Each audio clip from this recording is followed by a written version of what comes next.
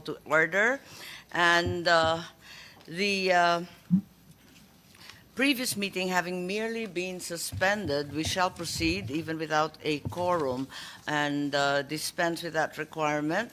Let's call on Attorney Dana Alberto, our Legislative Committee Secretary, to acknowledge the presence of our resource persons, guests, and others. Thank you. Good morning.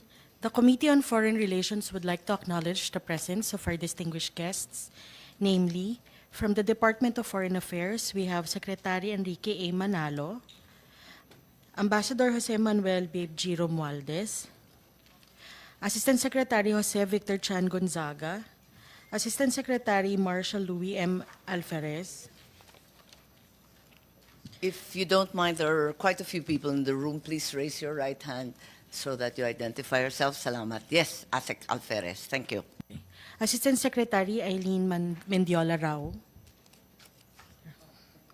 Assistant Secretary Ariel R. Peñaranda,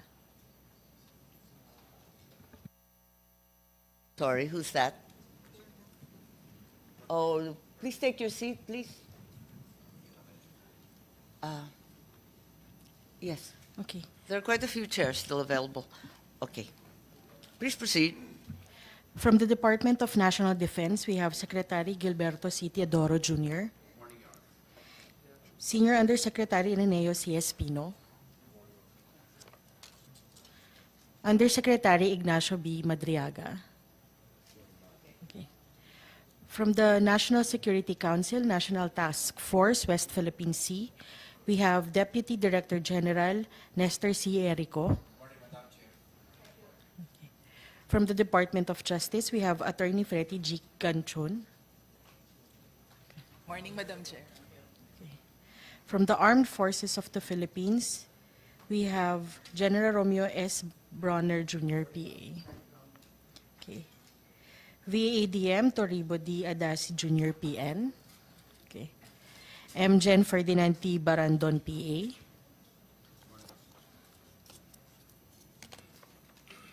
From the Department of Health, we have Assistant Secretary Maylene Beltran,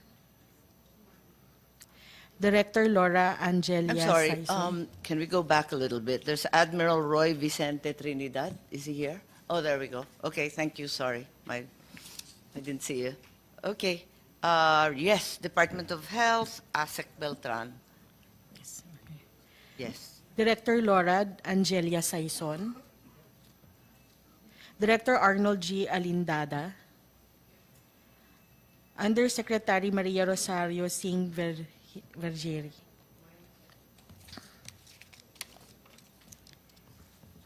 from the Philippine Coast Guard, we have CG ADM Ronnie Gil Gavan. Good morning, Madam Chair. From the Yes. National Maritime Council, we have Captain Armil Angeles PN. Thank you. We have also Mr. Vince Dizon. I'm sorry? Vince, okay. What's your position and who are you representing this morning? Invited me, Yes, as the vaccine czar. well, as deputy to Secretary Galvez at that time. Okay, Opo. thank you. Okay. We also have virtual presence of Professor Jonathan Ong Thank you. I see you. and Dr. Daniel R. Lucy, MD. Thank you very Okay. much, Dr. Lucy. Yes. That will be all, Madam Chair. You also have indicated the ICT Director Reyes. Dana, you also indicated the ICT Director Reyes. I don't think they've been called. NBI Law Talk and CICC USEC Alex Ramos. Are you here? They aren't here. Yeah, they're highlighted. So there's no one from the cyber or ICT community? Yes. Director Director Jose Reyes, oh, you're here. Carlos P. Okay. Reyes. Pero wala rito si NBI Lotok? Wala ring No. si CICC, si Alex Ramos? Wala po. Okay, thank you very much. Okay, all right. Any of the stakeholders that need to be here? Vince, you're the only one. Professor Jonathan Ong and Dr. Lucy. Thank you. We're done with that acknowledgement. Pursuant to Section 2 of the Rules of Procedure governing inquiries in aid of legislation, granting the Senate committee the power to initiate inquiries if the matter is within the committee's purview, the Committee on Foreign Relations hereby calls this inquiry in aid of legislation on the following issues. First, given the difference in the time zone, we start with the alleged anti-vaccine propaganda by the military of the United States of America during the COVID-19 pandemic. Thereafter, the Ayungin Shoal incident on 17 June, resulting in injuries to the Philippine Navy personnel, and such other matters as may be related to vaccines, rotation and reprovisioning, and other cyber attacks and hacking that have been alleged. The so-called great power competition is reaching a boiling point, and unfortunately, our country and our people are already starting to pay dearly because of it. In today's hearing, the committee will attempt to examine how both sides in this emerging new Cold War have manipulated to a certain degree our country and many of the information channels, putting people at risk and threatening the survival of the nation in many cases. Last June 14, Reuters reported a deliberate and clandestine anti-vaccination operation by the military of the United States to discredit China's Sinovac vaccines as a response to Beijing's efforts to blame the U.S. for the pandemic. It was alleged that the anti-vaccine effort was undertaken by the U.S. military and was designed to counter China's growing influence in the Philippines and other developing countries. The Reuters article mentioned that the campaign was conducted through fake internet accounts meant to impersonate Filipinos. And they identified at least 300 accounts on X, formerly Twitter, likely used for anti-vaccination campaigns. And these accounts were all created in the summer of 2020, centering on the slogan, #ChinaAngVirus. We must verify if the anti-vaccination and misinformation campaign was indeed orchestrated by the U.S. military. If verified, there is also a need to further determine the ramifications of the action of the U.S. military, any potential breach of international law, and any possible legal recourse available to the Philippines, considering that such anti-vaccination and misinformation campaigns threaten national security and, more importantly, the health of Filipinos.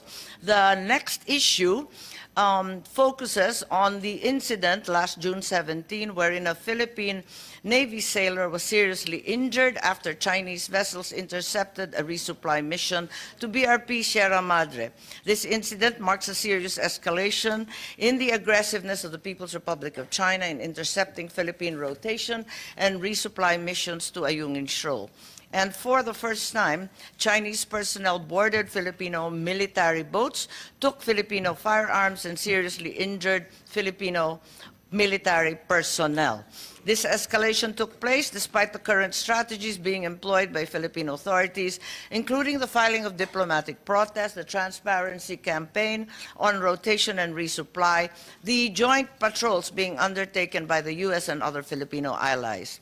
There is a need, therefore, to further examine the events that took place on June 17 in order to determine how the government can better protect Filipino servicemen and citizens during rotation and resupply to Ayungin, and to ascertain the changes that should be made to current strategies employed by Philippine government in order to allow the country to more effectively and safely assert our sovereign rights.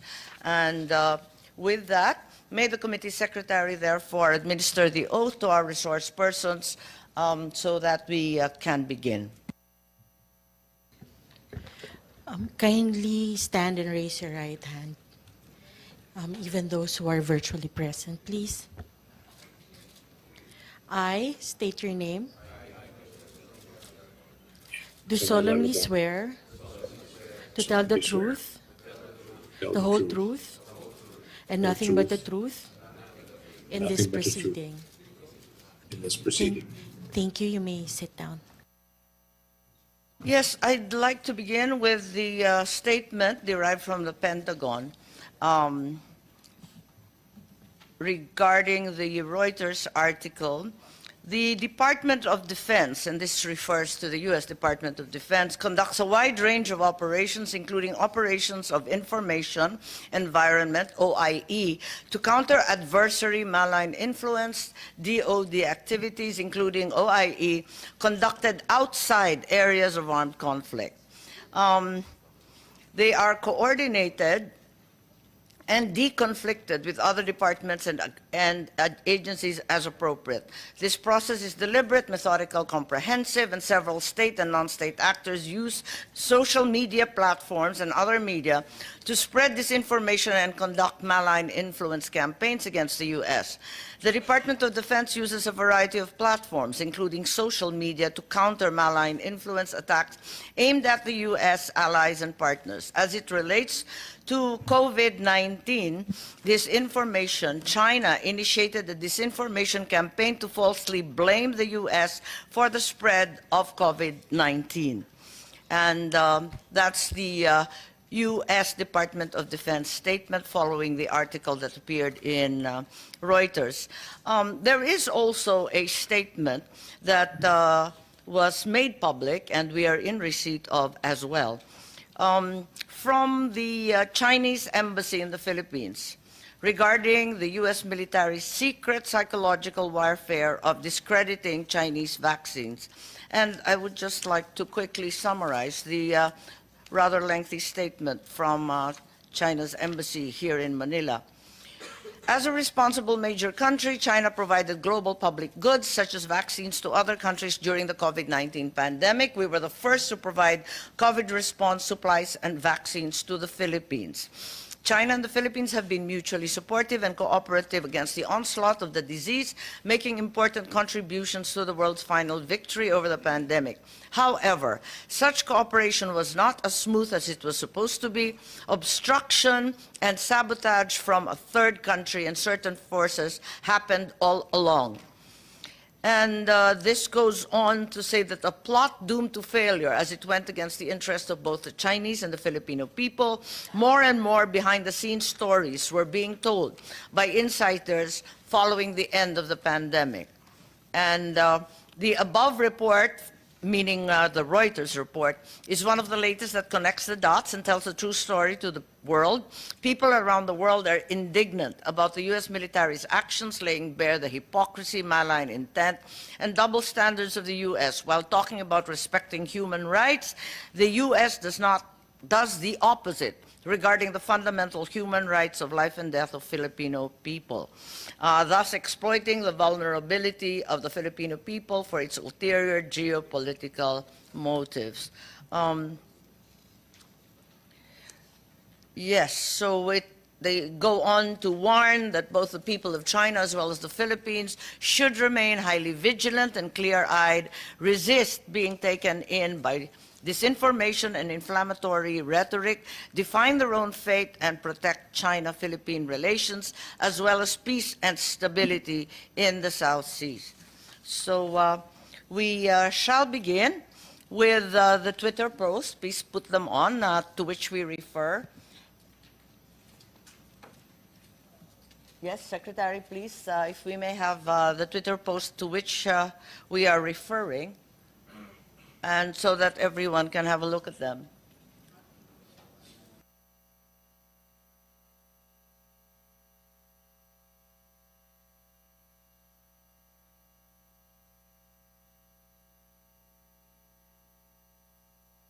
Okay, I think most people can see it's a little bit far. Pwedeng lakihan. Yes, Dr. Daniel Lucy. Yes, Dr. Lucy, I see you. Yes, Yes, there. hello, Senator. Yes, thank you very much, Dr. Lucy. We start off with you, since you were one of the persons interviewed by the Reuters team, and you were a former military physician who assisted in the response to the 2001 anthrax attacks, as well as being an infectious disease specialist at Dartmouth's Geisel School of Medicine. So thank you very much for joining us. How were you interviewed by Reuters? Did they reach out to you personally, or was it through email or by phone? They reached out to me. Honestly, I don't remember if there was a phone call or not, but yes, they reached out to me and asked me what I thought. I would just like to add, Senator, that I served in the U.S. Air Force only from 1988 to 1992 for 4 years. So the reference to my work during 2001 anthrax attacks in the U.S., I was a civilian physician, infectious disease physician at that time. I just wanted to clarify that I served 4 years on active duty from 1988 to 1992. Yes, thank you for the clarification, Doctor. What were the questions asked by the Reuters team? Were you made aware that the interview was for an expose regarding clandestine information operations? Well, I think that the Reuters interviewer was quite straightforward and factual, so I don't feel that there was any deception. He explained to me what the story was going to say and asked me if I had any reaction. And so, you know, I gave the statement that you find in the Reuters story from June 14th, because as an infectious disease physician, someone who's been involved with many epidemics starting in 1982 with the AIDS epidemic in the US, but going to China for SARS in 2003, for example. And actually, I went to China in February of 2020, but I was trying to get to Wuhan to help work in the hospitals in Wuhan, but I was not able to get there. I only got as far as Shanghai because Wuhan was already shut down, I think, as everyone knows, on January 23rd. Thank you. Yes, so you said that they were fairly straightforward, and you were thereafter quoted by Reuters as saying, the effort to stoke fear about Chinese inoculations risked undermining overall public trust in government health initiatives. Can you explain your statement briefly? I think my statement was more to the effect of that I did not think that what was being reported, if accurate, that it was defensible. I really didn't think that it was something that you know the U.S. government should have been doing. The Chinese Sinovac vaccine, I think, as everyone knows, did have safety and efficacy data published in peer-reviewed journals, and it was one of multiple vaccines that was approved for use by the World Health Organization. So I really didn't think that it was ethically, it was defensible to, if accurate, to have a disinformation program about this vaccine, which was made available obviously to the Philippines and to other countries as well by China. Yes, thank you, Doctor. Indeed, Sinovac was the first vaccine made available during the pandemic here in the Philippines. Do these types of disinformation and misinformation campaigns cause what is called vaccine hesitancy for those who are affected thereby? Well, I can't speak directly for anyone, obviously, in the Philippines or in Central Asia or anywhere else in the world. But I think this was really disinformation. And I'm saying this, as an infectious disease physician. I'm a U.S. citizen. I, grew up in a military family. I served in active duty. But I think that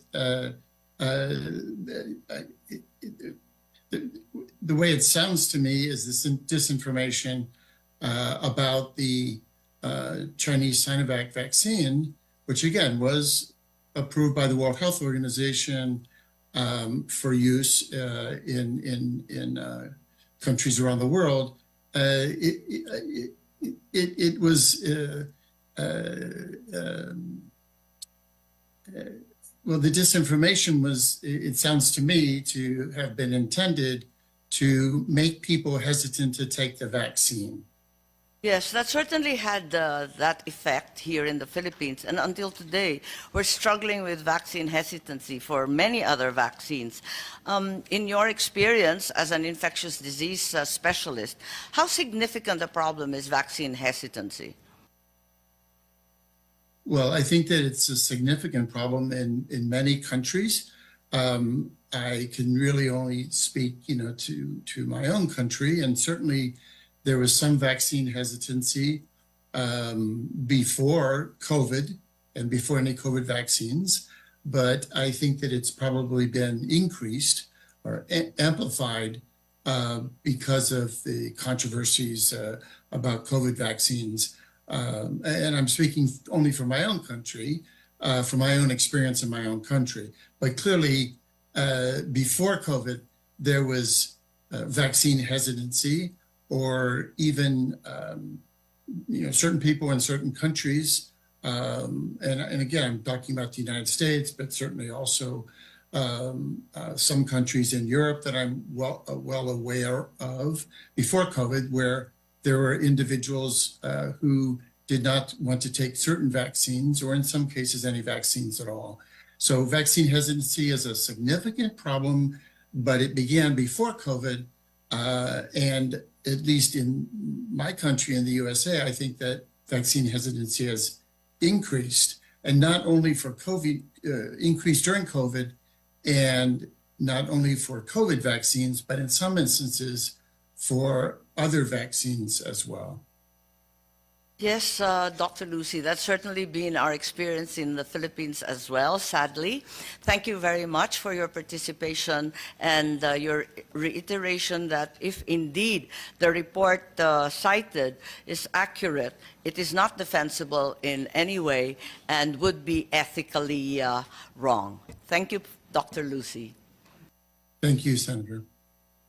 Thank you very much. I also would like to have had the participation of Facebook and X, formerly Twitter, in order to discuss the alleged takedown of several hundred posts clearly identified as part of the U.S. military operation.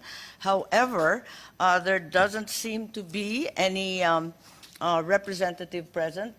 Committee Secretary, is that correct? Yes, we invited both Meta as well as X. May I know if we've heard from them at all? We invited them, Senator Marcos, we invited them, Your Honor. Yes, I understand we invited them, they have they responded in any way? They responded. I was able to talk to the General Counsel. She was on maternity leave. She is on maternity leave, and she told me to send an email to another person, but at the same time it bounced back, right? The email bounced back. Okay, so we don't seem to have any reply from both Facebook and X. However, we have a reiteration from the lawyer of Reuters, a certain Christopher G. Lee, who says that as described in the news report, the U.S. military's influence program was global in nature, targeting countries across Central Asia, Middle East, and Southeast Asia. In relation to the Philippines, the U.S. military in 2020 and 2021 operated the clandestine propaganda campaign using phony internet accounts meant to impersonate Filipinos. In connection with that reporting, our newsroom independently identified at least 300 accounts on X, formerly Twitter, that matched descriptions shared by former military officials familiar with the Philippine operation. Almost all were created in the summer of 2020, and after Reuters brought this cluster of accounts to the attention of X in the course of our reporting, X determined that the accounts were inauthentic and suspended them in 2023. Posts by the accounts decry the quality, efficacy, and safety of Chinese face masks, COVID-19 test kits, as well as their vaccines. I think that is all we have with regard to that in the absence of both Meta and X. However, I think the article speaks for itself, wherein it indeed states that the patterns and the activities clearly indicate the participation of the U.S. military as well as the IP addresses. Now we turn to the Philippine government agencies, particularly those involved in the vaccination and cybersecurity program. Were you aware in the late 2020 period to the first half of 2021 that there were hundreds, if not thousands, of social media accounts intended to malign or discredit not only Sinovac, but Chinese face masks and other equipment?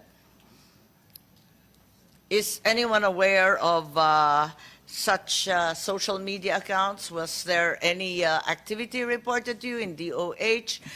Perhaps Mr. Dizon now, who was also involved at least later on. May nabalitaan ba kayo na may ganitong pangyayari? Na may nagsasabi kahit unang-una yung Sinovac ay hindi maaasahan at pati yung mga face mask, pati yung mga ginagamit na PPE at ibang equipment ay hindi maaasahan. Yes, Yusek po?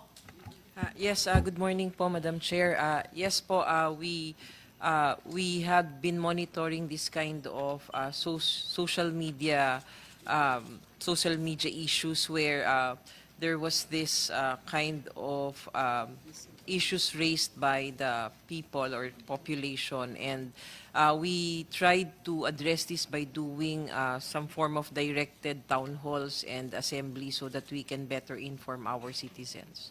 So, Yusek, you were actually aware that there were posts, tweets, other misinformation over social media and other media here in the Philippines. Is that correct? Yes, Madam Chair.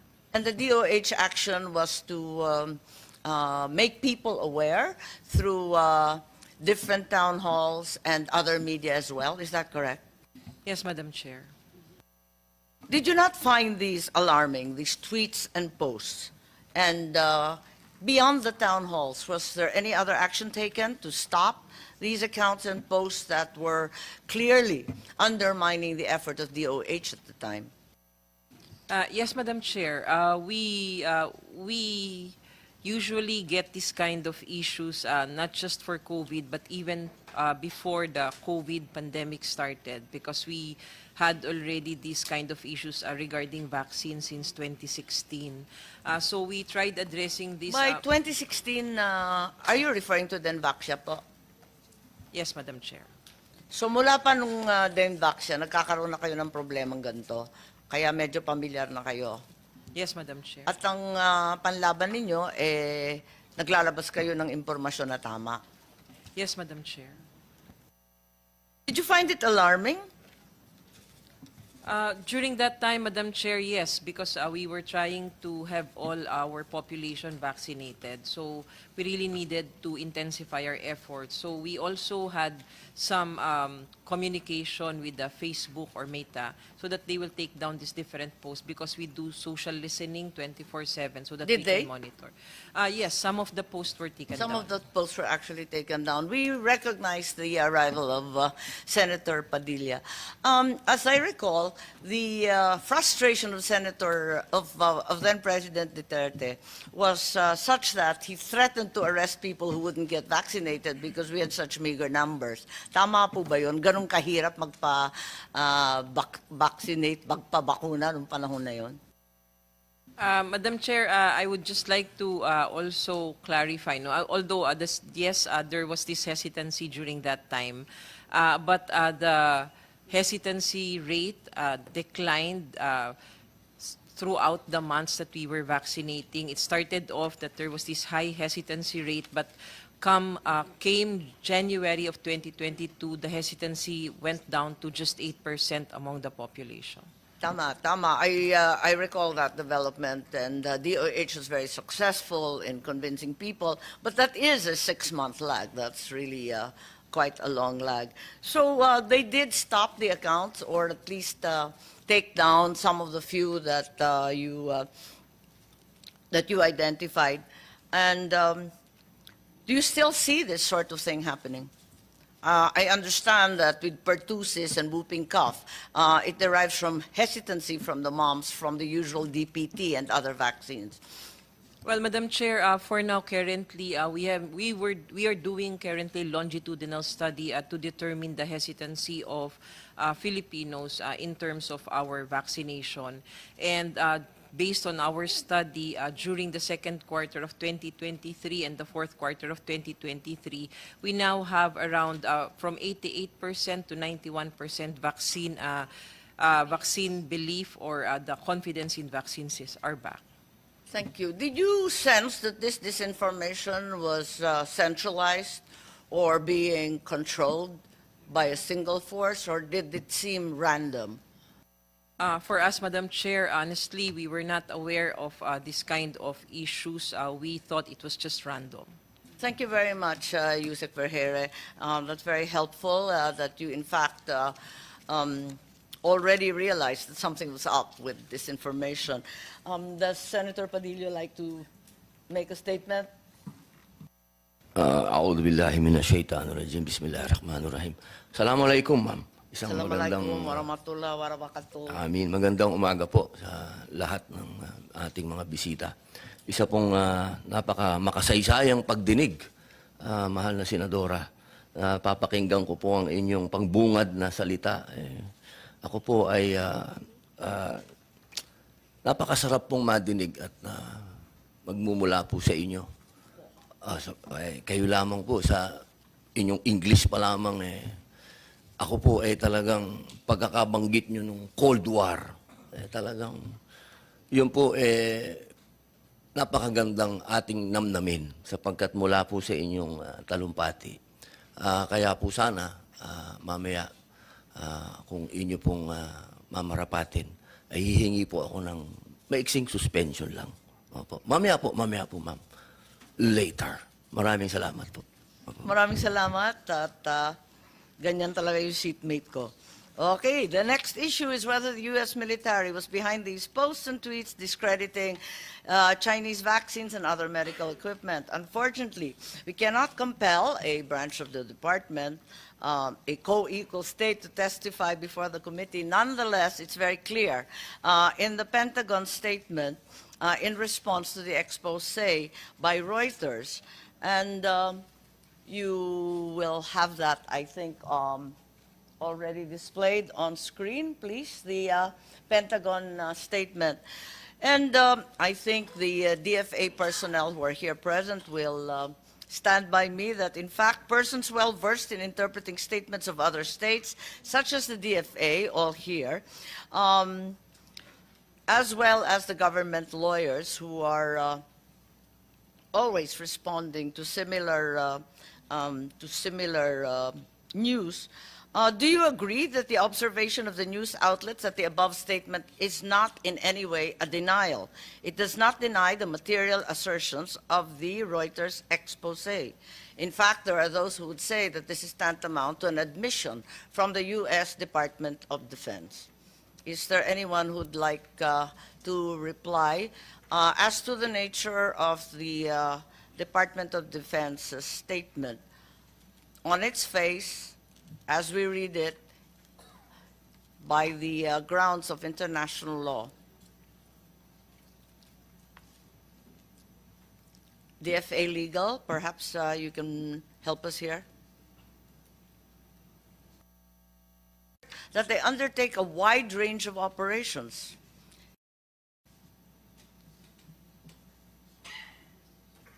Is that correct?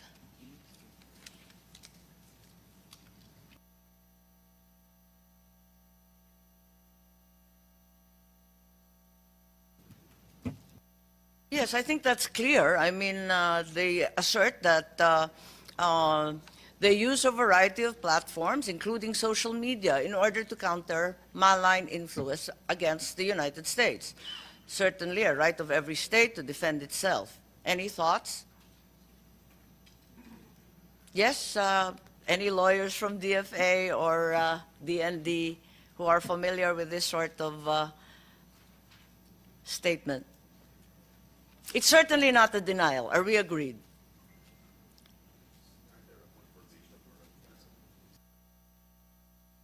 It's neither a confirmation, Madam Chair, nor a denial.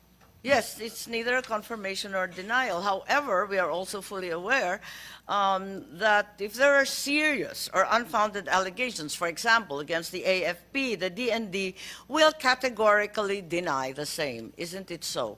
Dito sa atin, kapag nagkaroon ng turuan na ganyang kalubha, ganyang kaseryoso, ganyang katindi, hindi ba talaga ay mag-uunahan pa tayo para i-deny?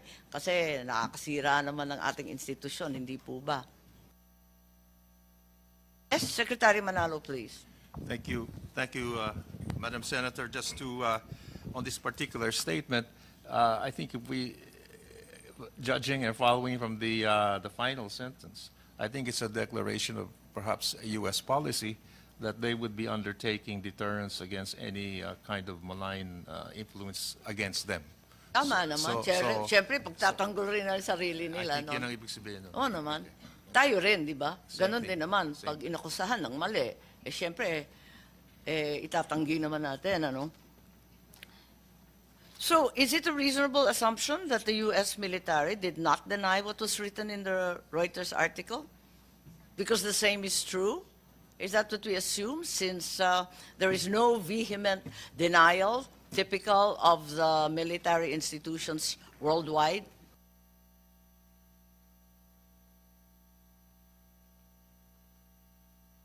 Yes, Secretary Manalo, please. Thank you, Madam Chair. I can only repeat what Secretary Teodoro said. I think it's neither a denial or an assertion of...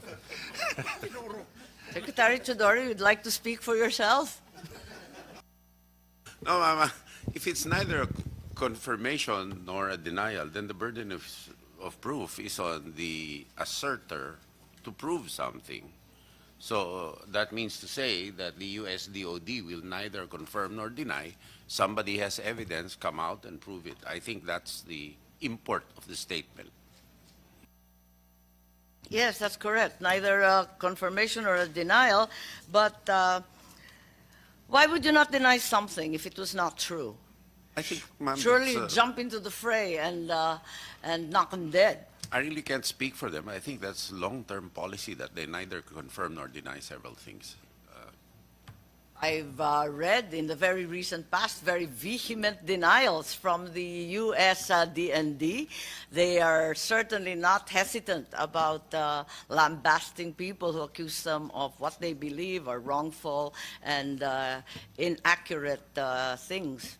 As I said, ma'am, I can't really speak for them, Your Honor. That's right. Neither can we, although, of course, some news outlets view the Pentagon statement not just merely a lack of denial, but an actual admission of the veracity of the Reuters, as it is the habit, indeed, of military institutions to deny immediately wrongful accusations. In our legal procedure, is it not that an assertion not denied is therefore deemed admitted?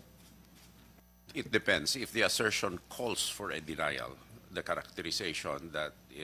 This certainly calls for a denial because it has very, very serious ethical ramifications already mentioned by Dr. Lucy. Well, probably they can invoke matters of national security on that matter, but it's in a legal proceeding that when an assertion calls for a denial, then it can be laid down in evidence that the non-denial, if the nature of the question would call in the normal course of things, if I remember my evidence right, and it is not denied, then it can be submitted in evidence that such was an implied admission. Yes, in a legal proceeding. I understand that a legal proceeding would be required, but it is, of course, even in a legal proceeding, even under the rules of Philippine evidence, clear that an assertion that is not denied will have to be deemed admitted. Certainly one such so important as this one. Any instinct from the AFP and the DND? Why was the U.S. DND so cagey with neither an admission nor a denial? Wouldn't you deny it immediately when someone accuses you of such an evil, wicked, dangerous, unethical campaign?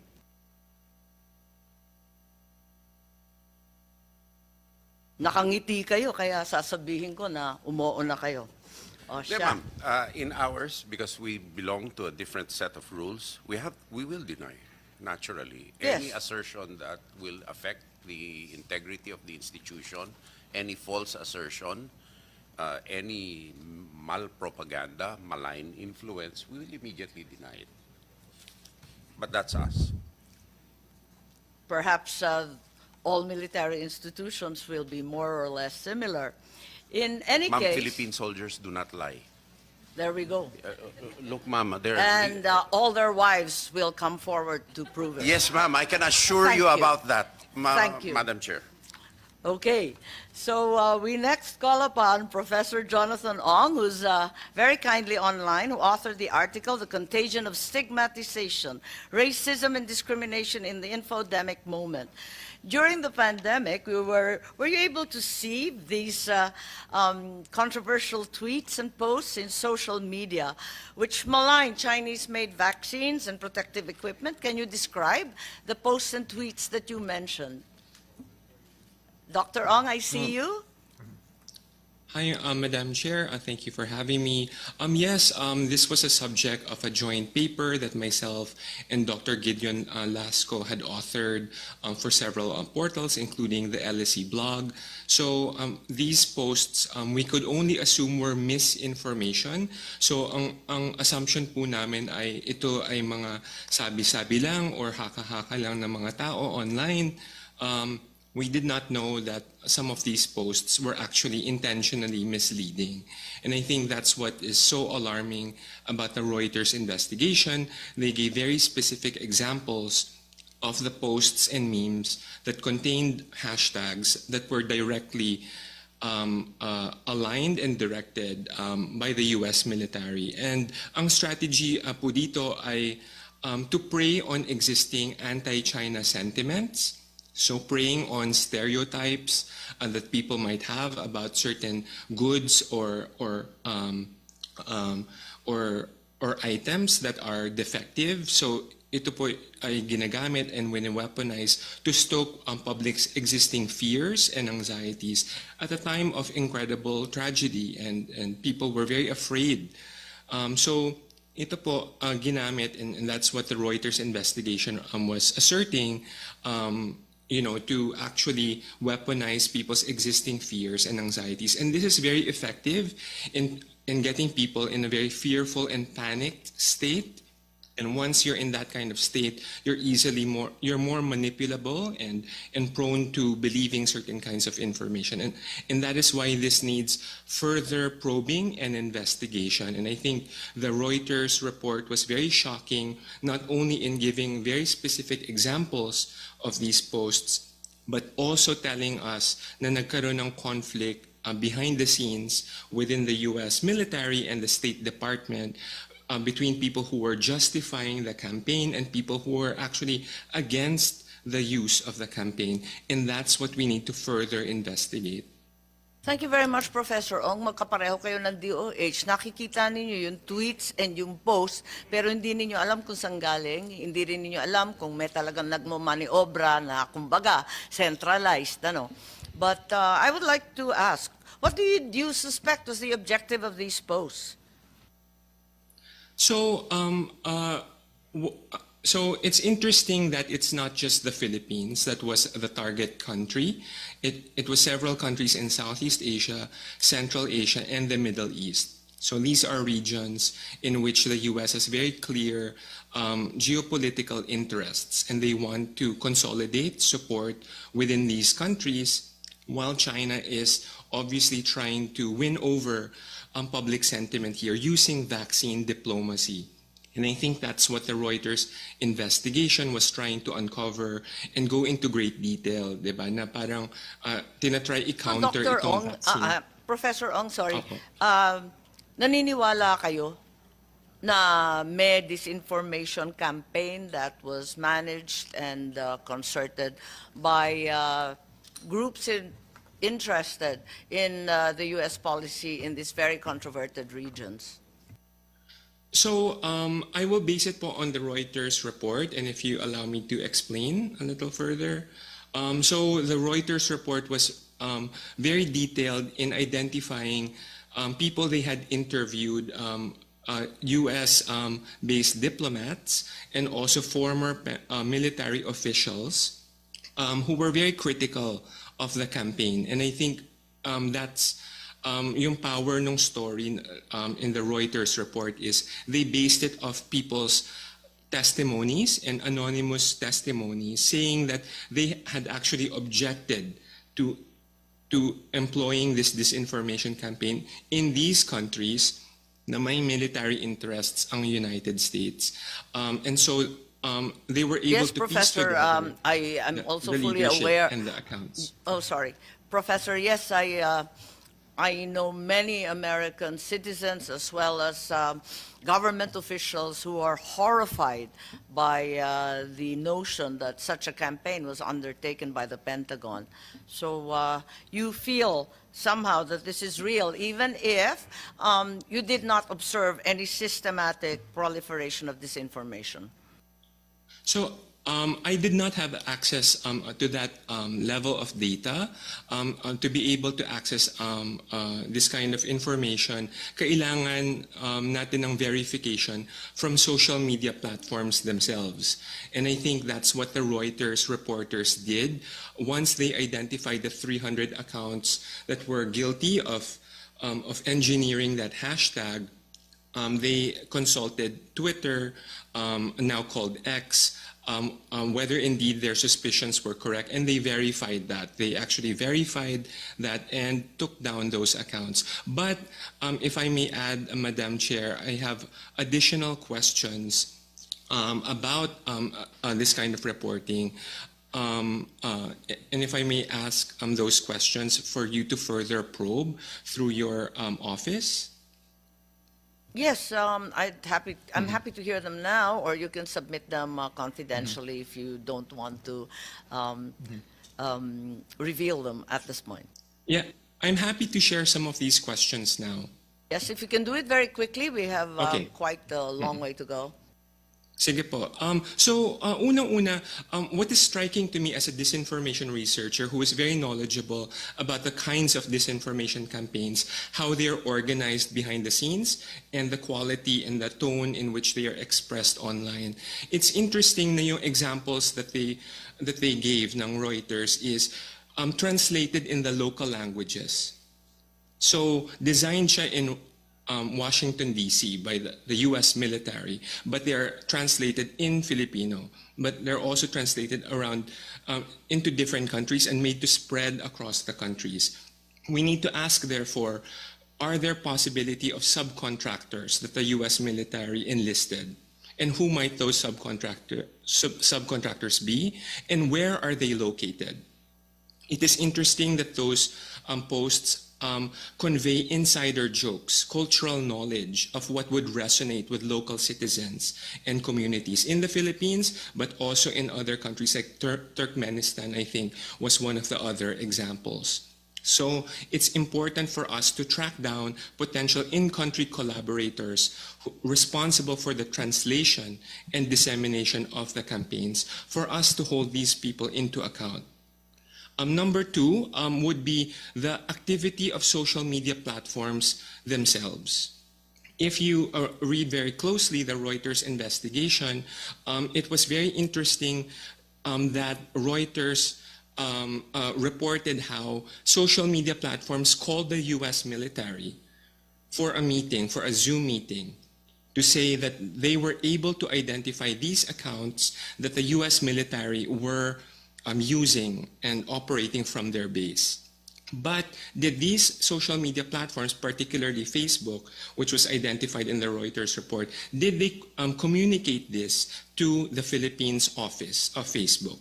Did they communicate this to any Philippines government official who they should also be held into account for? So these social media platforms are obviously, their headquarters are in the United States, but they must be That's correct, accountable yes. to us as well. So I Yes. think those are two important They questions. haven't even turned up this morning, Professor Ong. Yeah, and I think those are important questions that an independent body of researchers should be able to get access to, and I think your office should feel empowered to commission an independent, deep investigation here. Thank you. Thank you very much, Professor Ong. That's very helpful, and those are certainly leads that we need to follow up on. Meanwhile, we go back to the DOH and Vince Dizon, and admitted by us all here. During the first 6 months, there was a very low vaccination rate until the very end of 2021, and the rate at that point was 25%, and we know that President Duterte was irate that he couldn't push it forward, threatening, in fact, imprisonment at one point for those who refused to be vaccinated. To your mind, what were the main reasons, even among very vulnerable sectors manifesting grave comorbidities? Do you manage, in hindsight, to explain why the low hesitancy, despite the fact that people were falling ill and many of us lost relatives in the pandemic? Yes, you're recognized, Vince. Thank you very much, ma'am. I think just to put things in perspective, there were really two main and very serious challenges during the beginning of the vaccination program, which was sometime in the late part of 2020 leading towards 2021. The first one was really the lack of supply. It was very difficult to get supply of any vaccine. No? Yes, so part of it was a supply issue. It was a supply Yes, issue. yes, But we're all aware of that. Yeah. coupled with that was really what Yusek Rosette mentioned, which was really a very strong hesitancy issue on the part of the public. As the surveys at that time showed, it was as low as 25%, not to begin with, meaning only about 25 to 30% were actually willing to take a COVID vaccine. Right. In order to address this, I think upon directions of the president himself at that time, there was really a very, very strong multi-sectoral effort, which included the government agencies as well as the private sector. Sure. In fact, I recall there was a very strong campaign to combat that. And this was really also borne out by a lot of disinformation. And we continue to be grateful for the participation of the private sector, the SM Group, San Miguel Group, the Razon Group, who all bolted in and showed their civic-mindedness, offering for free so many vaccines. The LGUs were also at the forefront. My question is, during that period of great vaccine hesitancy and intermittent supply, during that more or less 6-month plus period, how many probably died or contracted severe COVID? Do you have any data at all?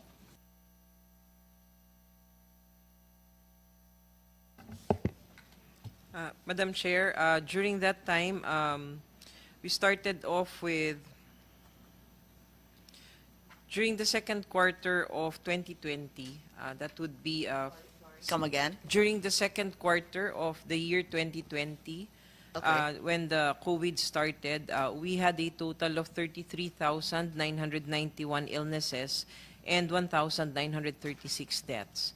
At the end of the year 2020, we had a total of 158,404 illnesses and 3,678 deaths. Okay, this is still 2020. Paano yung Madam. 2021? Up to the second quarter, sabihin natin. Yes, Madam Chair. During 2021, second quarter of 2021, we had a total of 646,760 illnesses and 12,689 deaths. So it climbed radically. Yes, Madam Chair. Tapos, nung katapusan ng 2021, kung kailan talagang nagsimula yung marami na nagpapabakuna, ilan ang nagkasakit at ilan ang namatay? During the fourth quarter of 2021, only for the fourth quarter, we had a total of 2. This is not cumulative. Not cumulative, Madam Chair. Can we have cumulative? Okay. Perhaps if not today, then you can submit it. Yes, I'd Madam be Chair, we will grateful. provide Sige, that. sa last quarter lang po. Sa last quarter lang po ng 2021, we had a total of 298,452 illnesses and 7,878 deaths. Nung yung third quarter, para maidagdag na lang natin lahat, yung Yes third po. quarter po. Third quarter of 2021, we had a total of 1,117,896 illnesses. Just wanted to emphasize, Madam Chair, that during this third quarter, we had the Delta variant. Yep. And then the deaths during that time, the third quarter of 2021, was at 21,424. So, these are shocking numbers. The mortality and morbidity rates are terrible. And this is the period that we refer to and that the Reuters article refers to. Yes, Mr. Vince Dizon, you're I just raising your want hand. to just very quickly just highlight that very important data point that Yusek Rosette made. I think the 6-month period you're mentioning, no, is really a period between the first quarter of 2020, around February, and towards the third Pero wala quarter, pang 2021, sorry. Kailan ba nag-umpisa yung bakuna? 2021 po, March 1. Kaya nga, so, So- yung first quarter hindi talaga kasali, second quarter lang Opo, pinag-uusapan. but I think the importance of the first quarter is that this was during the time when the outbreak of the Delta variant started in India, if I'm not mistaken, and it would eventually and inevitably lead Parang to yung Delta was much later in the year. hindi pa, ano po yan? Middle of 2021. Mga Yeah, ganun po. third quarter. Opo, mga ganun po. So I think the critical timeline that you mentioned, it's made even more critical because of the Delta variant. Kasi yun po talaga yung, I think, considered the most deadly. Okay.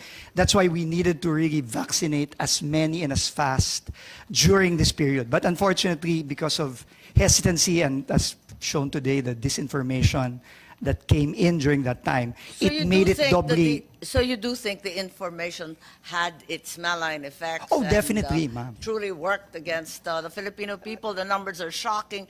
We're talking about millions, hundreds of thousands. This is no meager number. This is No. much worse than the body count and casualties of war.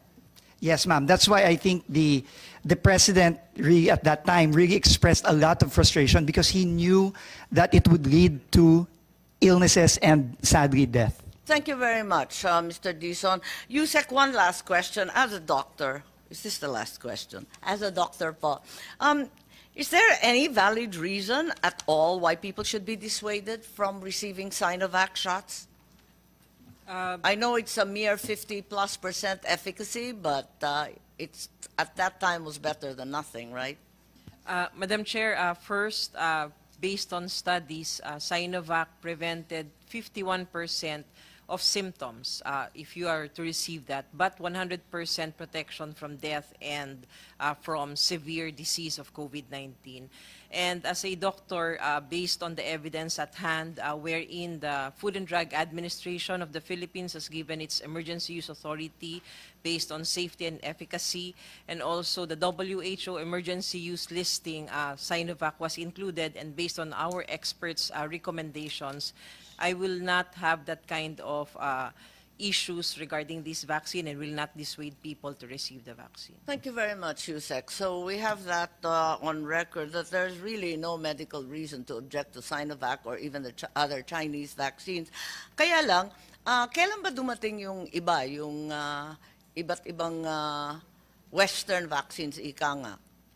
Yes, Madam Chair. During the first quarter also of 2021, after the donation from the Chinese government of Sinovac in the last week of February 2021, AstraZeneca vaccines came, and these were donations coming from the COVAX facility. A total of around 500,000 came. So that was first quarter of 2021? Yes, that was first week of March of 2021 where AstraZeneca came. And then the other Western vaccines came around May already, Madam Chair, but only in trickles. Thank you very much, Yusek. Thank you very much, DOH. Punta muna tayo sa DFA.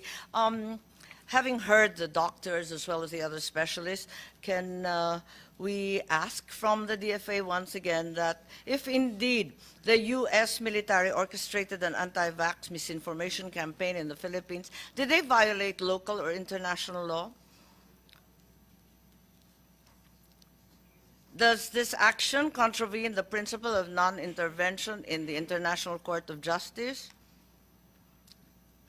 And even, as some scholars and the New Zealand experts say, that this information, which affects public health efforts during a pandemic, is a possible violation of international law with grave consequences. Yes, Secretary Manalo or anyone from the DFA, please. Thank you, Madam Chair. On that particular question, I don't think I can really give an answer on whether it did violate international law. I suppose. Well, if we assume that what was written is in fact accurate, can we say that this violates local or international law, or are we going to say that this is par for the course and accept that this information that causes hundreds of thousands of deaths is acceptable international norm? Well, Madam Chair, I think we would have to really investigate the No, whole just issue. as a matter of law, if this was in fact true, I'm not trying to catch you.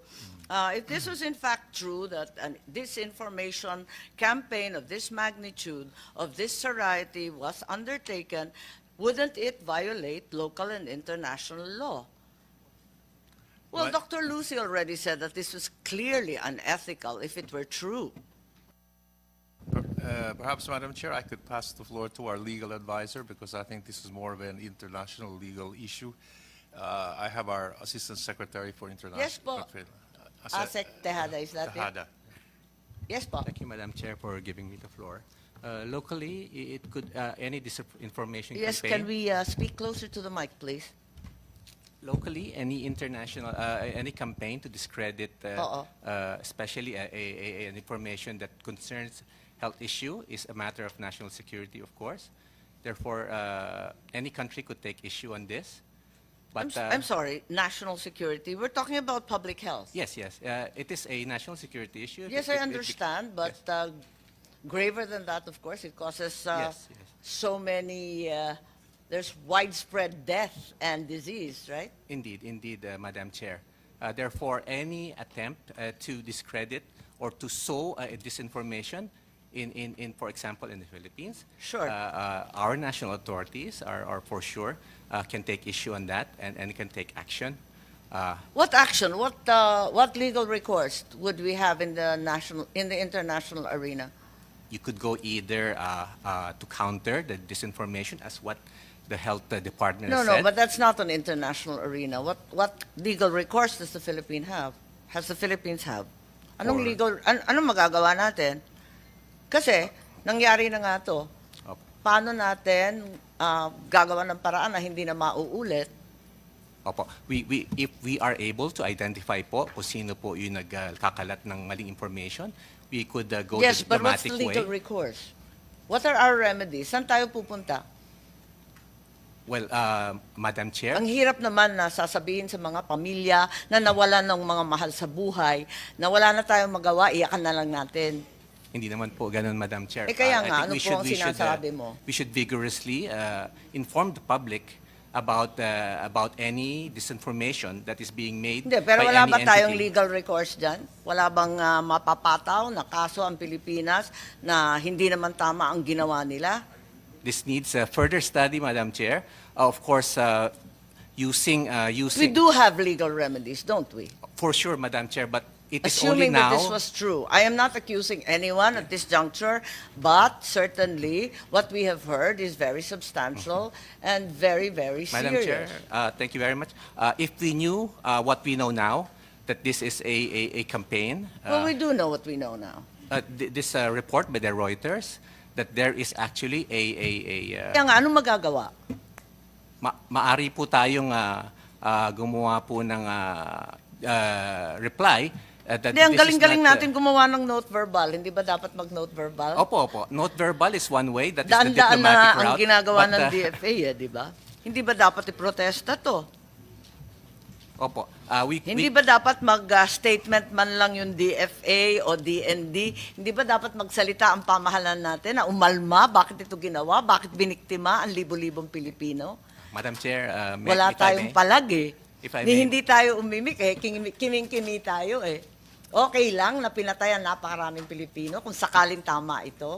Narinig natin ng mga doktor galing sa Amerika, doktor ng DOH, mga sikat tanyag, mga expert sa kanilang larangan. Bakit hindi tayo nakikinig? Madam Chair, I believe that our country has also made representations sa ating mga Wala pa akong bansa. naririnig. Asan po yung And we- representation? Pahingi ng kopya, please. And we could also go. Yes, is that correct, Secretary Manalo? ASEC Tejada asserts that we have made representation, Madam whatever Chair, that means, in protest to these actions. Napakarami nating note verbal. Hindi ba dapat isulat man lang na hindi tama itong mga pangyayaring to?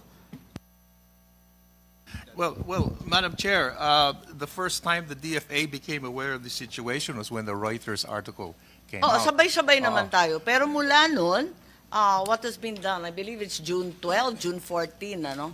Nasa 25 na po tayo. Have we taken any action? Considered perhaps drafting something? Somehow taking the cudgels for all those who died?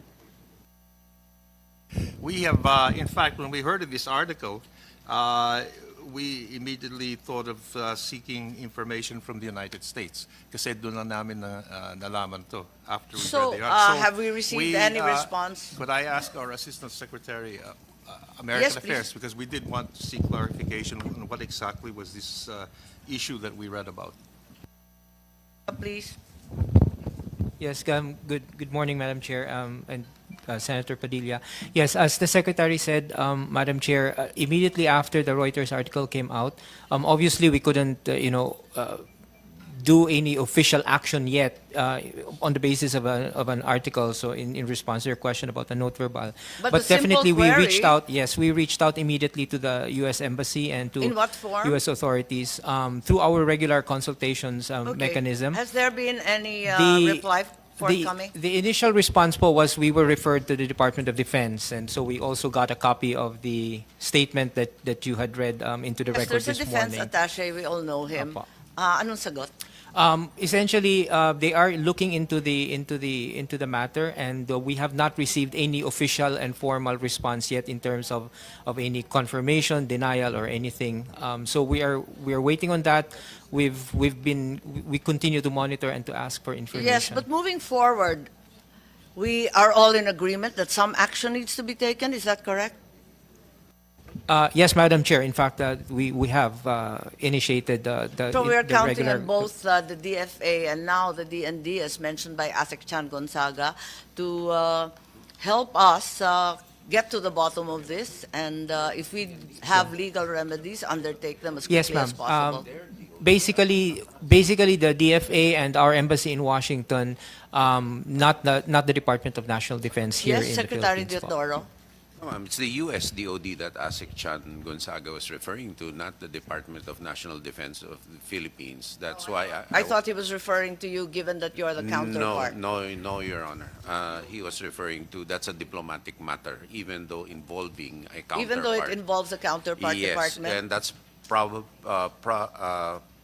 You're more certain of proper- that? Yes, Your Honor. I am very certain. That's more properly within the purview of our diplomatic representation to the United States Yes, and the DFA.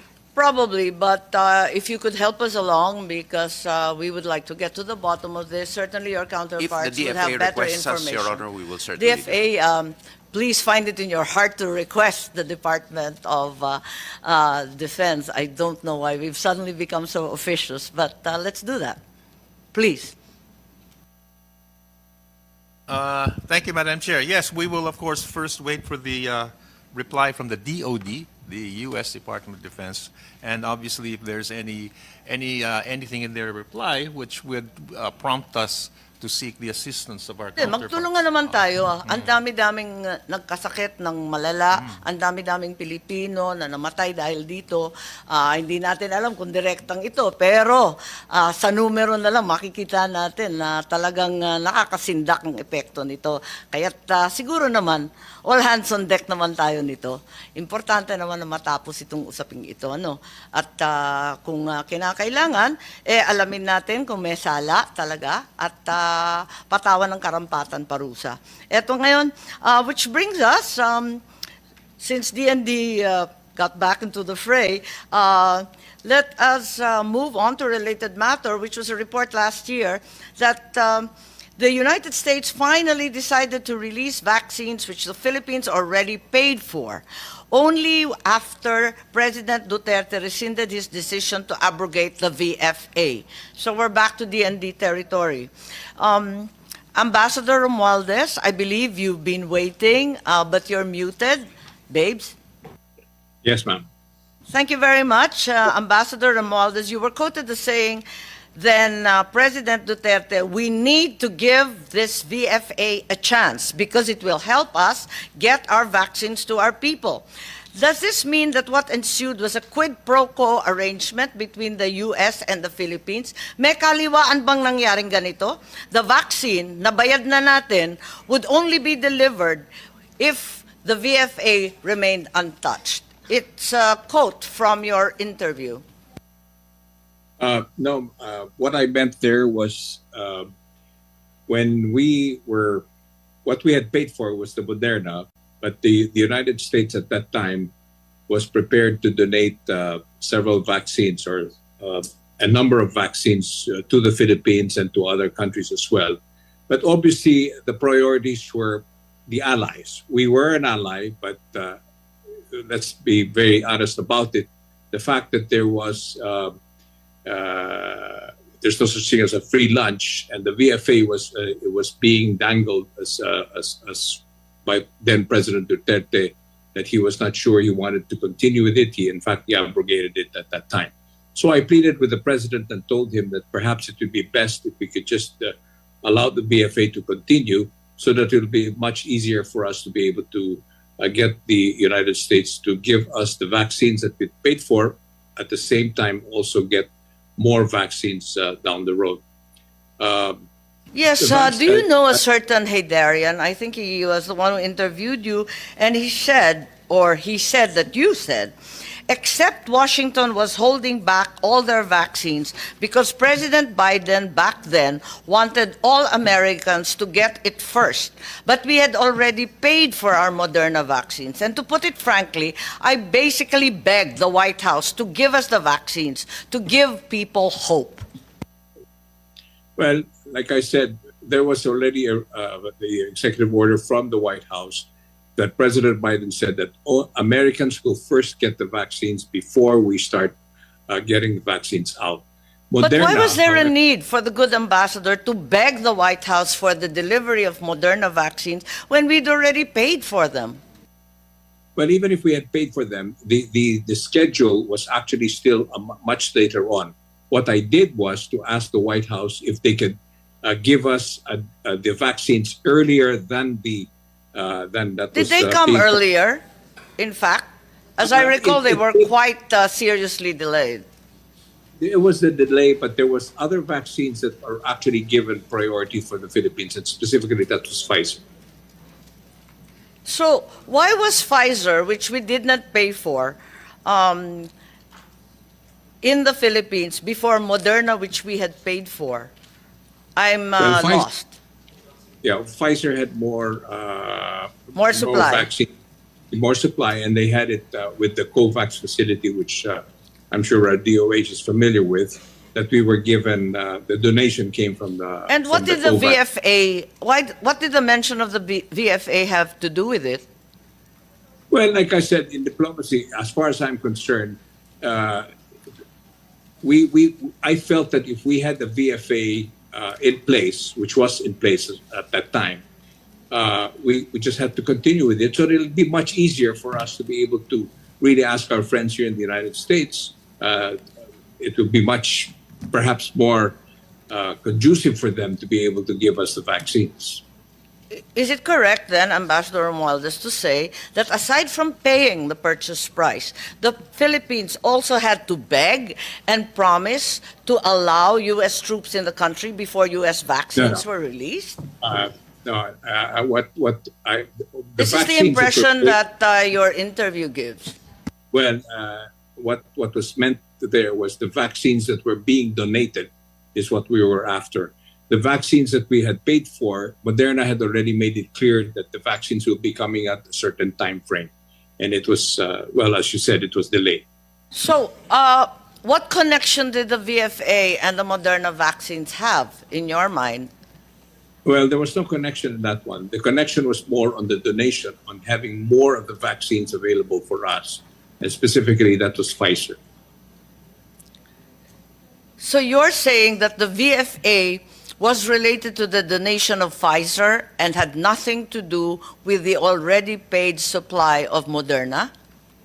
No, it did not have anything to do with that one. It was more on the donations that were made available to countries all over the But world. we paid for the Moderna. It's not a donation. Why did we have to Yes. agree to the VFA if we had already Well, paid for the medicine? We did not agree to the VFA because of Moderna. We allowed the president had approved the VFA to continue because I told him that perhaps it would be much easier for us to get more of the Pfizer vaccines that were part of the COVAX I see. facility. I see.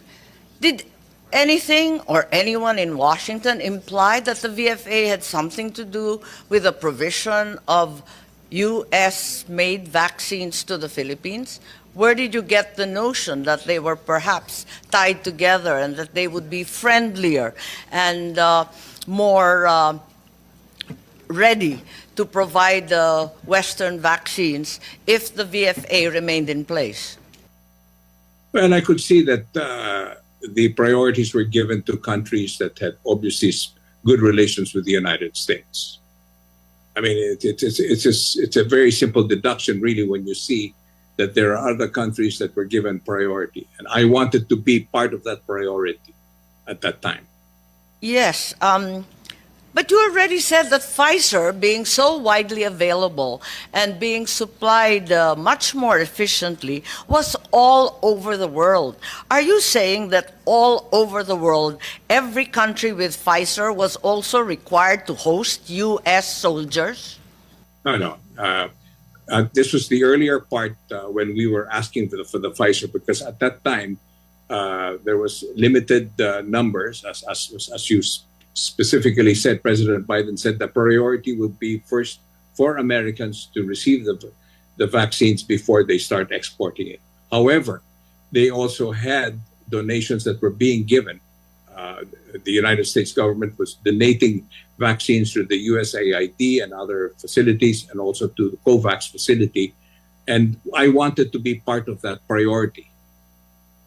And the priorities involved countries that hosted U.S. forces? Not necessarily. I was just simply using that as a way of telling them that, look, we're going to continue with this. I hope that you'll give us, since we have and since 1951, we've had a mutual defense treaty. We've had the visiting forces agreement, which I'm sure President Duterte will perhaps continue with it. So these are the things that I used as a reason why we should be given priority like other countries close to the United States. So it was just a usual inducement. Is that what you're saying? Well, perhaps. Okay, thank you very much, Ambassador Romualdez, and of course to those in the United States online, most of all Dr. Lucy, as well as Professor Ong. Ambassador Romualdez, thank you very much. We're very grateful for your participation and your help in getting to the bottom of this report, and you are excused. Thank you very much. At this point, may I ask Mr. Attorney Talamayan of CICC regarding the Chinese cyber psyops here in the Philippines. Parang pinaglalaroan tayo ng lahat ng bansa.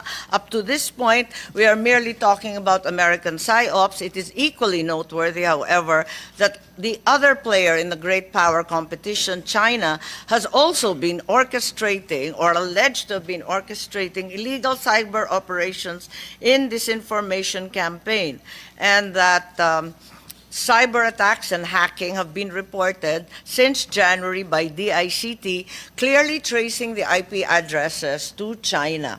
So DICT, Cybercrime Unit, would you like to comment on these reported hacking and attack incidents? I believe it's Attorney Talamayan po. Good morning, Mr. I see also that Attorney Lotok of NBI, are you with cybercrime? Are you with the cybercrime division? Maybe you'd like to add something after Attorney Talamayan. Oh, great. So, Attorney Talamayan, please. Good morning, everyone. Good morning, Mr. Chairman. Regarding the part of the CICC in monitoring the smear campaign by the Chinese government, Your Honor, we have been doing some analysis, and until now, Your Honor, because some of the IP address that has been mentioned in previous report of the CICC is located somewhere in China, and we cannot discount that this is just it was the Chinese government did it. At the moment, Your Honor, So any other proof or evidence, or are there any other signs that these attacks were in fact state-sponsored, or at least state-sanctioned by the People's Republic? we cannot say that, Your Honor, because the using VPN, Your Honor, the Sorry. virtual network. Yes. It goes to some countries, and some of the research by the CICC owner, there are some countries that this smear campaign that was posted online is located somewhere in China. Some is in other countries, Your Honor, because they're using VPN. So we cannot locate it, Your Honor. Right, but aside from the IP addresses, any other trademarks, any other hallmarks of Chinese origin? Your Honor, Kasi nga iniikot-ikot. Pero maliban doon, wala nang ibang indikasyon? there's no big indication, Your Honor, that the Chinese government is doing it, Your Honor. Oh, okay, because that's that- the impression that your report, or at least the report of the cyber agencies released in February, parang gano'n ang sinasabi. Yes, Your Honor. The record that was released in February, Your Honor, it all goes to the Chinese government, Your Honor. That the Chinese has to do with it, all the campaign that going online, Your Honor. But until now, Your Honor, we cannot pin. The ICC is still doing the deep research because of the tools that we have, Your Honor, is not that high tech that we can pinpoint all throughout to the Chinese government, Your Honor. Only the analysis, Your Honor. Okay, so after the February attack with the IP addresses suspiciously deriving from China, meron na naman kayong report noong 27 April, hindi ko alam kung DICT o nanggaling sa CICC o galing sa NBI, na nagsabi, recent massive spike in cyber misinformation against the Philippines from a website called Dark Reading. May alam po kayo tungkol dito? Kasi lumabas to sa dyaryo. Yes, please. DICT Director Reyes po. Yes, ma'am. Kayo yung nag-release nito, yung tungkol sa dark reading? Hindi po, though we have also monitored some spikes relative to that one. So similarly, ma'am, we are working with the Cybercrime Investigation Coordination Center. So we trace most of the IP addresses that emanates from China as well. Okay, is it true that cyber espionage activities in the Philippines have increased fourfold in the first quarter of 2024? Actually, ma'am, we could not classify it if it's espionage. We are trying to look into breaches and incidents. And Yes, we but have at been least in terms of the hacking, in terms of the attacks on government sites. yes, ma'am. We have Is been it true that there's been a fourfold increase in said activity, in many cases using IP address that come from China, or having other proof that they derive from that country? Yes, ma'am. For having it classified with as espionage, we have been reporting the incidents on a monthly basis through the National Cyber pero Interagency tama na Committee. talagang times 4 na yung dagdag? Ganun ba kadami? Yes, ma'am. Meron pong ganung spikes Ganun po. talaga kadami? Yes, ma'am. Pero ang sinasabi niyong spike, ibig sabihin, babagsak ulit? Tapos tataas ulit? Yes, Ganun ba ma'am. yun? There were instances, ma'am, when we have some incidents within the West Philippine Sea, medyo may spikes. After that one, At bababa. tuwing may insidente sa West Philippine Sea, ganun? Meron pong ganung trend, ma'am. Yes, ang sabi, last year, this is going back a little bit, even if it's not cyber espionage, may sinasabi na yung Chinese hackers launched malware attacks on critical infrastructure bases in Guam. Is there any possibility or suspicion of that happening in the Philippines, given the rising tensions in the West Philippine Sea? This is an attack on the infrastructure bases in Guam. Yung malware na narinig natin? We have been monitoring some malwares, ma'am, Yes, that's specifically right. with our That's government why I'm agencies. asking. Is there any malware attack against our critical infrastructure? Similar to Guam's? We have experienced, ma'am, so many. In fact, we have So many? we have been experiencing many, ma'am, malware attacks, although we have been preventing it. The reason for that, ma'am, we have already a connection with our government agencies. We have a National Security Operations Center wherein 28 government agencies are connected to us, and we have been monitoring them 24/7, ma'am. So what's being done to secure the country's critical infrastructure from malware and other digital attacks? Yes, ma'am. We are recommending most, if not all, government agencies to connect to our National Security Operations Center to be monitored 24/7. If we have monitored such, we'll be informing them on such and we'll be investigating deeply. So are the key agencies, for example, CAAP and so on, are our airports, our seaports, are they all part and parcel of your national security The operation? CAAP, ma'am, I think is already connected to our National Security Operations Center as well. PPA? We'll give you, ma'am, the listings. We have 28 of them, ma'am, later, ma'am. Have you actually caught any Chinese or other hacker group in the past 12 months or so? May nahuhuli ba tayo? Kasi mayat maya may report tungkol dito. Eh baka wala naman nahuhuli kahit kailan. Nakakaya naman tayo. Yes, ma'am. The prosecution and investigation, we pass it to the CICC, the National Bureau of Investigation, PNP, ma'am. Ang galing mo magpasa, Director Reyes. Attorney Talamay, Actually, ma'am, yung it's not on CICC, purview. meron ba kayong nahuhuli? O Yo- di kaya nahahabla? Your Honor, nakukulong? the CICC don't have any power regarding the law enforcement, Your Honor. Madam Chair, may I? The latest PAOK operations that resulted in the takeover of illegal cyber hubs in Bambantarlac and in Porac, Pampanga, have resulted in a treasure trove of figurative treasure trove of a lot of capabilities which are under the process of analysis. So this has to do with cybersecurity or simply with POGO? We are not assuming that. Actually, ma'am, we hesitate to classify this as a POGO because this is not a POGO. They were involved in human trafficking.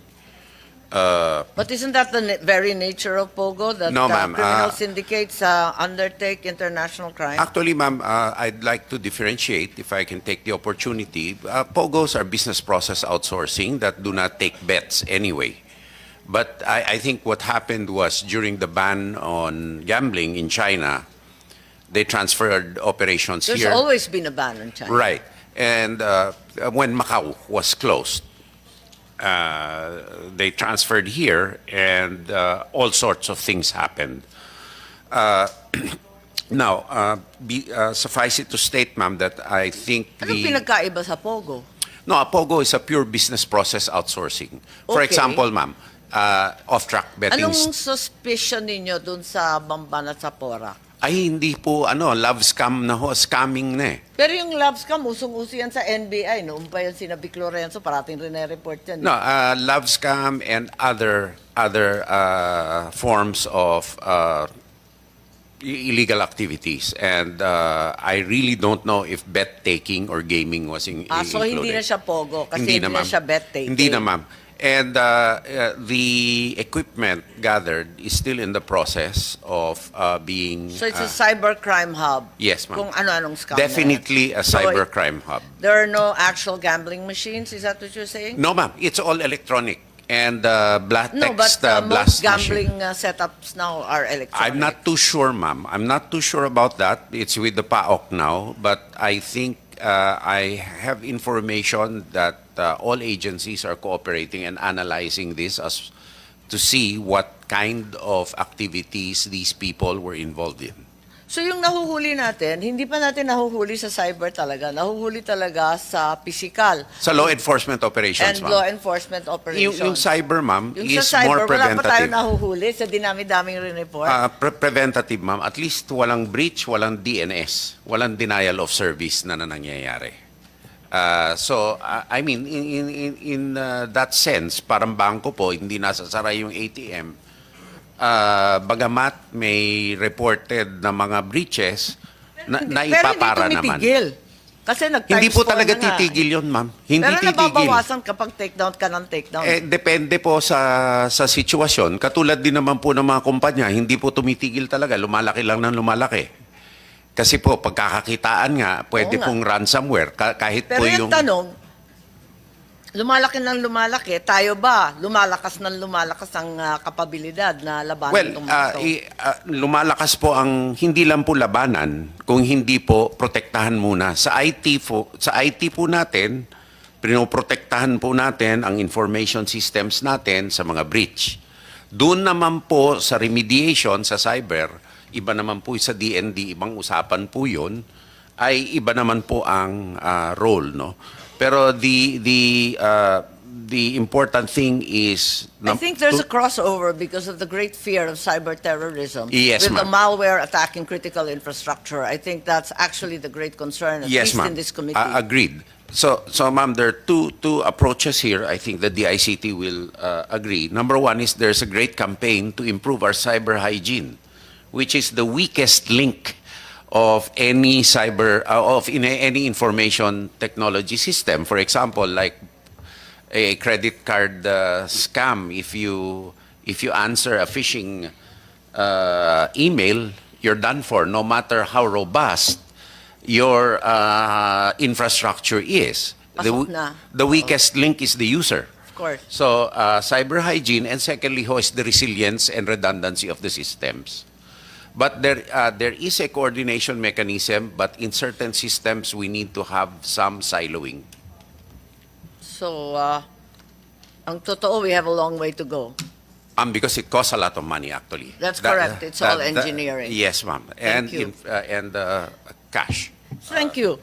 I think we've now completed the hearing, at least for this disinformation of the Pentagon. I will call for a 5-minute suspension. I think we've more or less covered all the issues. I call for a 5-minute suspension, and perhaps we can release the DOH at this juncture. Thank you very kindly for your active participation and the valuable information you've shared from the medical profession as well as from the area of public health. I will call for a 5-minute suspension, therefore, but the rest need to stay for the next item on the agenda, and this has to do with the Ayungin Shoal incident of June. So 5 minutes po, and we'll see each other shortly.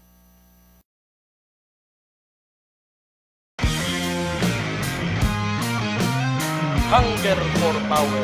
It will divide the nation